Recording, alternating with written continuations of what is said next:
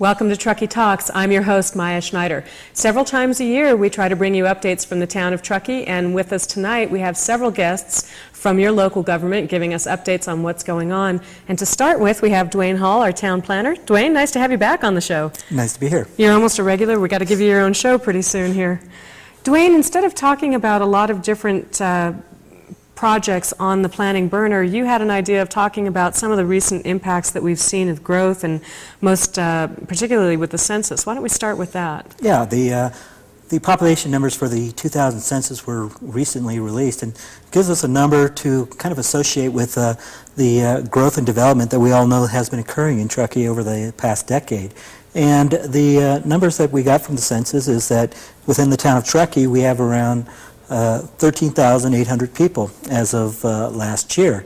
And that was probably a little bit higher than what the estimates that we were getting from the State Department of Finance. So we have a little bit more people and residents in Truckee than we first thought.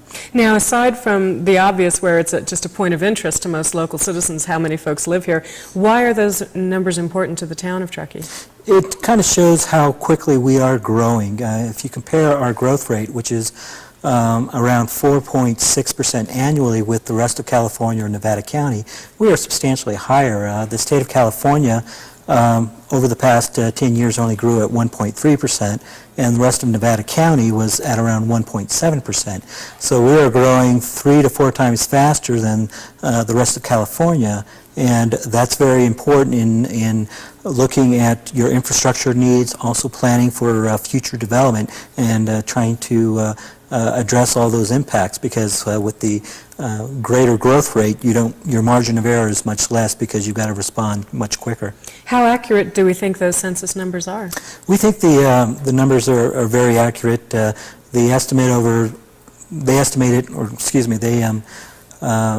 They counted around 900 more people than what the State Department of Finance estimated, and we think that's due to the efforts that we took in the census effort of making sure that everyone in the town was counted, because that's important in receiving funding from both the federal and the state government.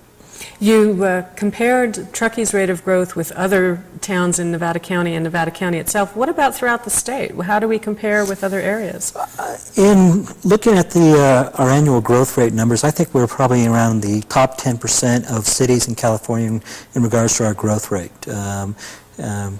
There are many cities which are a little bit higher. For example, Roseville, which is growing at around 6.9%. Explosive, really. Very high, but still 4.7 is very substantial, where if you compare it to most other places, they're only growing at 2% or less. So it's kind of shows that Truckee is a place that people want to move to and live. Something we've always known and could certainly see with the increasing traffic. Exactly.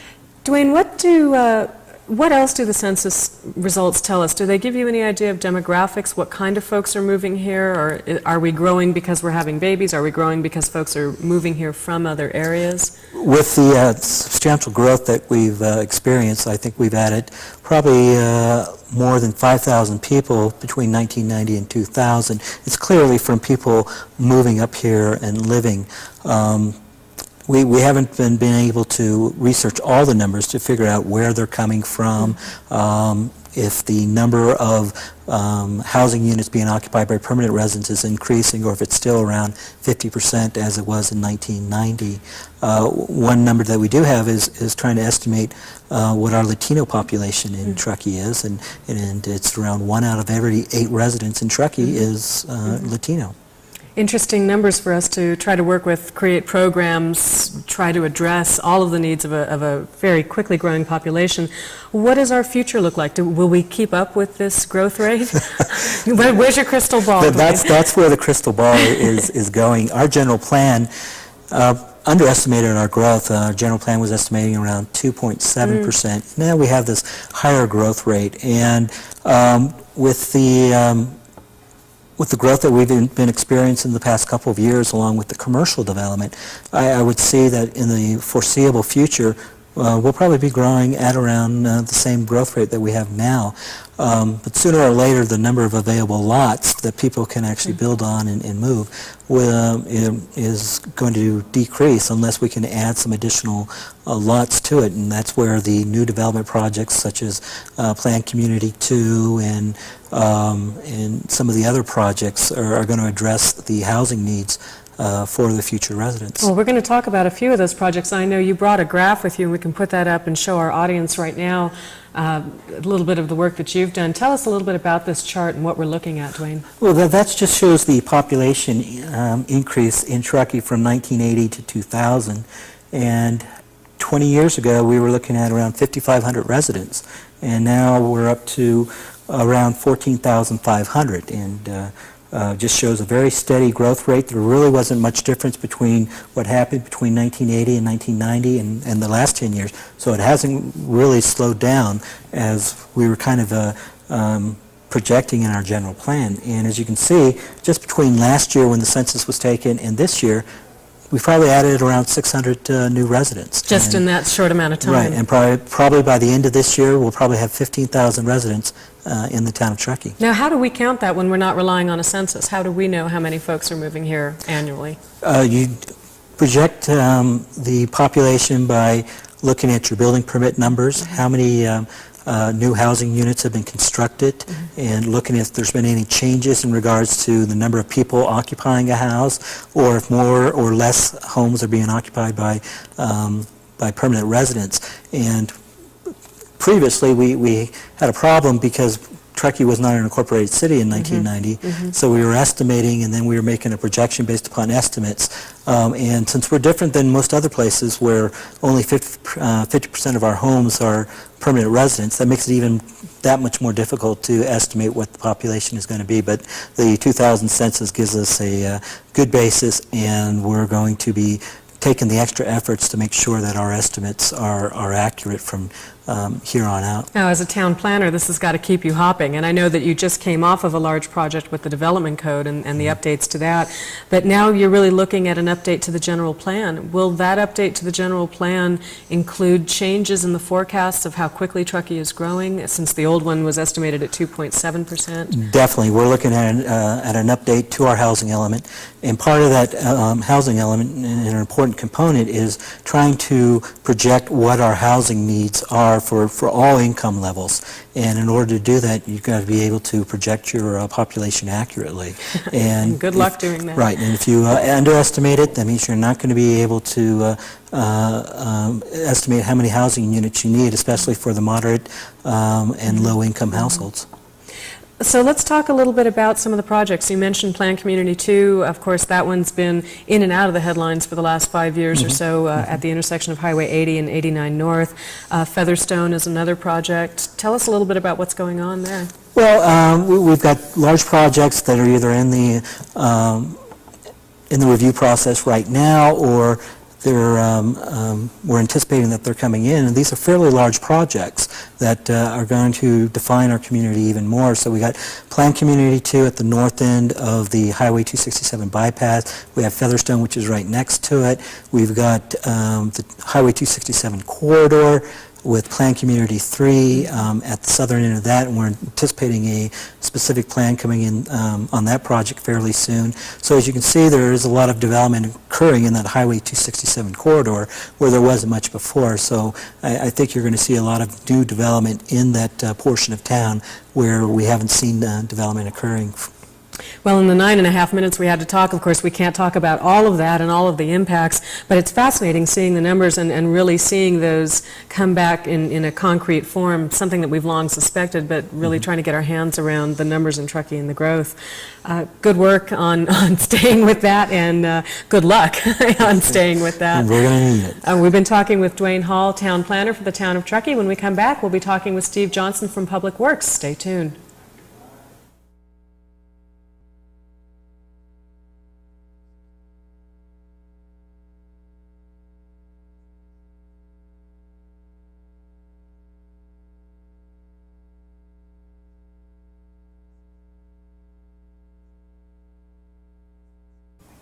Welcome back to the show. We're getting town updates, and with us on this segment is Steve Johnson from the Public Works Department.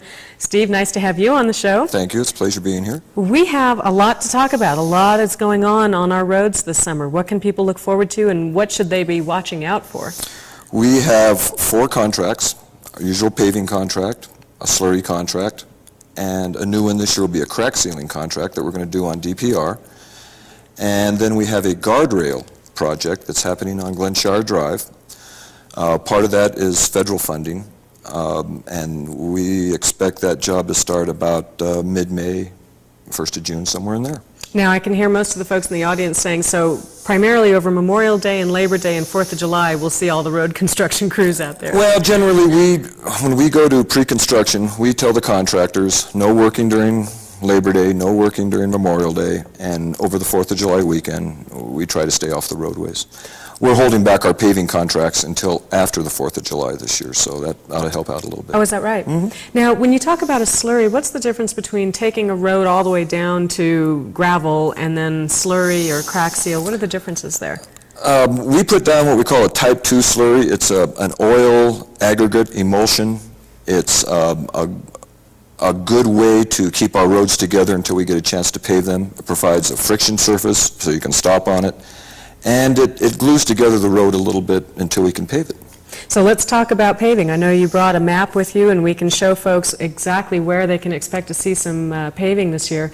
So we'll get that up on the screen and sort of walk people through it. Now, we'll have to leave this up on the screen for a little bit and walk through, but let's start over in Tahoe Donner. I see a lot of lines over there. What's happening in Tahoe Donner this year, Steve? We are following the gas company from last year. Okay. And we will be paving the areas that are in green on the map, if you can see that. It's parts of Hillside, Gower Falcon, all the inner circle, Tyrol, everything where Southwest Gas was in last year. Okay, and then moving on over, do I see Prosser on the map? Are we actually doing road work in Prosser this year? Except Councilman Drake's Road. That would be Lariat and Lariat, so everything else will be covered. We are doing 7 roads out there. We are reconstructing Rainbow Drive. That means we're going to take it out and put it back in. So that's a lane at a time? Yeah, we'll grind it all out first, and then do the engineering on it. Like I said, we have 7 roads that we're paving, and then the rest of it is going to be slurried. We are hesitant to go in there and do a lot more paving because of sewers. They're not out there yet. And Southwest Gas just got done in there last year, so we'll be back in there trying to repair some of that. And then moving on over to the east, of course, we have Glenshire, and you're doing some work out there. Big year in Glenshire. We normally skip every other year in Glenshire and then come back. This year we're being very aggressive on it. If things come to pass, hopefully we can get done in Glenshire this year. Glenshire Drive from Wiltshire to the town limits is a reconstruction. We're taking it out. It's a Measure A road. And Dorchester Drive, we are taking that road out. Now, let's refresh our audience when you talk about Measure A. Measure A, of course, is the sales tax that was passed a couple of years ago now and raises money for backbone roads in the town of Truckee. All that money goes straight on those backbone roads. It's not used for anything else. Different scopes of construction, slurry, crack sealing, paving. That's all covered under Measure A. And then you mentioned a guardrail project. The guardrail on Glenshire Drive, we're actually in 2 places. One is on Donner Lake Road. We are going to remove and replace all the old guardrail up there. And then on Glenshire Drive, we've got a federal grant for some money, and that is going to be from about Airport, the old Airport Flats Road, into that big left-hand sweeper in there where it drops off to the railroad and the river. Some pretty sophisticated engineering going on that. We have no shoulder on that south side, so we are building some shoulder and building what we call can walls in there, and that is probably going to be about a month out on that road. And so you're looking at some significant construction out there, potential delays? We're going to, there are no road closures, 1 lane at a time. For example, on the crack sealing contract on Donner Pass Road, there's no lane closures. We are going to fit 2 lanes in there for people to go past the construction zone. Let's talk a little bit about that, Steve. I know over the last couple of years there was it's a few snafus in coordinating with some of the other people doing work, Williams Communication, Right. Caltrans. Tell us about Williams Communication. Are they in town this summer? They are not in town this summer. Hallelujah, brothers and sisters. We do have some repair work we have to do on their trenches yet. They'll be back in with a contractor doing some of the trench work that they got done late in the year. But they're not in town this summer. And what about Donner Lake? Do we know anything about Southwest Gas going out there? We have a committee with all the utilities here in town, and they show up for these meetings. Hopefully, if the Delaware water situation comes to pass, they're going to go do a joint trench down South Shore Drive. So Southwest can put their mains in, and then at a later date, go back and put the laterals in and that sort of thing. Now, you talked about Donner Lake Road being one that's going to get guardrail replacement. That's actually the windy road that comes down from the highway down towards the Right, lake. it goes from the I-80 intersection down to Donner Pass Road. Lots of work going on this year. Lots of work. We are starting the crack sealing here in May. The slurry will go in June, and then the paving will start July 9th. Well, they say there's two seasons in Truckee. There's winter and there's road repair. You know, we have such a short window, at the Yeah. max 4 months to get all this done, and when we're anticipating about 43,000 tons of asphalt we're putting down this year. That's a lot. It's a lot of work, it's a lot of money, it's a lot of time, and hopefully the traveling public will, take this into account, that the roads are getting paved, and, just a little bit of, consciousness and patience. And patience, right. Bear with us while we finish completing the roads. Well, I think anybody that's lived here any number of years can appreciate the improvement that we've seen in the roads in the last several years. I fully expect by the time I leave, in a couple of years, we'll have the whole town paved. Was this your retirement announcement right here? Or did we 7 more years. But who's counting? I'm not counting. Steve, if you can, we just have a couple of minutes. Can you tell us anything on the 267 bypass, what we're expecting to see there? They start work May 1st, after the Lahontan lift the restrictions on winter work. From what we are getting, they are 55% done in about 35% of the time. But now the hard work starts, the big cut, the ramps, getting across Glenshire Drive in a safe manner, and we are still being told that we'll be driving on it in December. That will be amazing. Oh, that will be amazing. That's really gone fast. And third Tahoe Donner Access Road, any movement on that? We are proceeding toward 30% design on it, and we are having stakeholder meetings. Loomis and Associates are the consultants to the town. We have it staked out. We have the alignment pretty much set in. Along with the road, there's going to be a multi-use recreational trail that's going to be pretty neat. And after June, in the council meeting, we'll find out if we're going to proceed with it. All right. So you expect that to come before town council in June? Yeah, we'll take the 30% design, and then the council will decide whether we want to proceed with it. Another meeting for folks to be involved in. It's AB 1600 funds, and, it's a pretty big deal. You mentioned stakeholders meetings. Just briefly, what has that been about? We got all the neighbors, people living on Luzanne and Tahoe Donner, people who live on your valley, all the utilities, everybody that has some sort of stake in the road, just to bring them up to date on what is happening. My boss, Dan Wilkins, the town engineer, we get together and we tell these people what's happening. And they give you their opinions and ideas. All the time. Yeah, I'm sure they do. Steve, it's been great having you on the Well, show. thank you. It's been a pleasure. For bringing us up to date. You bet. We beg your tolerance and patience this summer. There's a lot of road work going on, but it's going to be great. Thank you and everybody in Public Works for making it happen so smoothly. Thank you. We'll be back in just a minute with more updates from the town of Truckee, so stay tuned.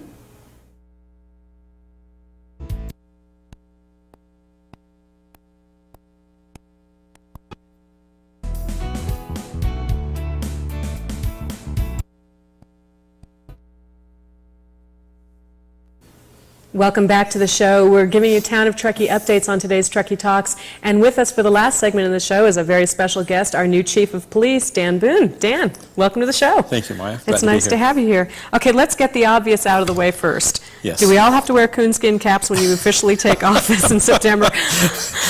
No, I think we can bypass on All that. right. We got that out of the way. Well, Dan, welcome aboard. Thank you. Where do you come from?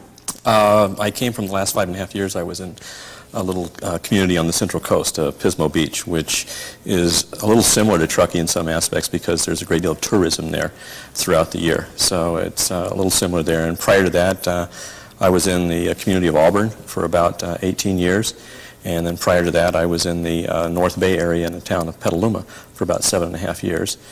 That's in law enforcement, but before that I grew up in the foothills and the stuff of the Sierra. My father was a construction worker. Familiar with this area? Yes, very much so. Yeah.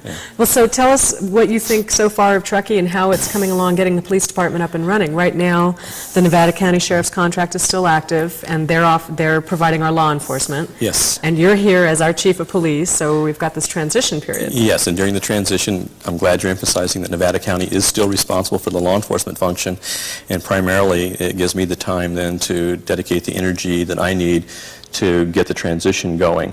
We're currently in our hiring process for police officers and police sergeants, and we anticipate having all those people on board and hired at least by the first week in August, so that we can have a real intense 3 to 4 week training session, getting those people, if some of those people come from outside the area, to get them acquainted with the community and with some of the community's needs well before the first time they hit the street. And September 1 is your official day? Actually, yes, it is, but it's midnight the 31st. We have to be ready to hit the streets then. Now, interesting to me, I think I saw in the contract that the Nevada County expires at midnight and you start at 12:01, and I'm just worried about that 1 minute. The 1 minute, no, I think there'll be enough people there to take care of that situation. Yes. We're probably doubly covered in that 1 minute. Yes.